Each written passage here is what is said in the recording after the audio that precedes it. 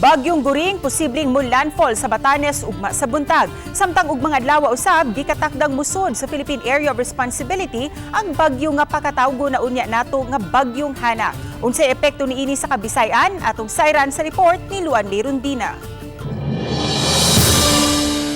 Nagpabilin ang gikusgon sa Bagyong Guring nga nakaron habig sa Apari, Cagayan. Ug mga adlaw gipanglantawang maglandfall kini sa Batanes. So moabot kini up to 4.5 meters. So ang mananagat kag sa pandagat, so dili mo na mulawig. So ang mga dagkong barko maging alerto sa dagkong balod.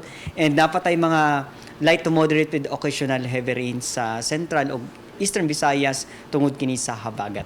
Apan ug mga adlaw usab gikatakdang musulod na sa Philippine Area of Responsibility ang tropical storm nga may international name nga Haikoy nga pagatawgon na unya kini og bagyong Hana. So, base sa atong latest track and assessment o analysis, so wala tayong nakita na direct effect or makalandfall kini sa any part sa atong nasod.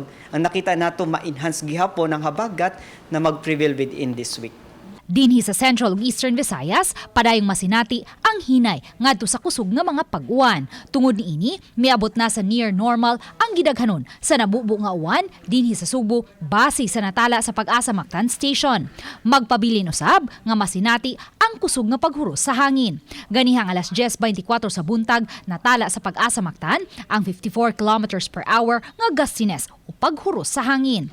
Pabilin usab nga dagko ang mga bawd sa tibok Kabisayan. Uban ni Marlon Melgazo, Luan Merondina, Balitang Bisdak.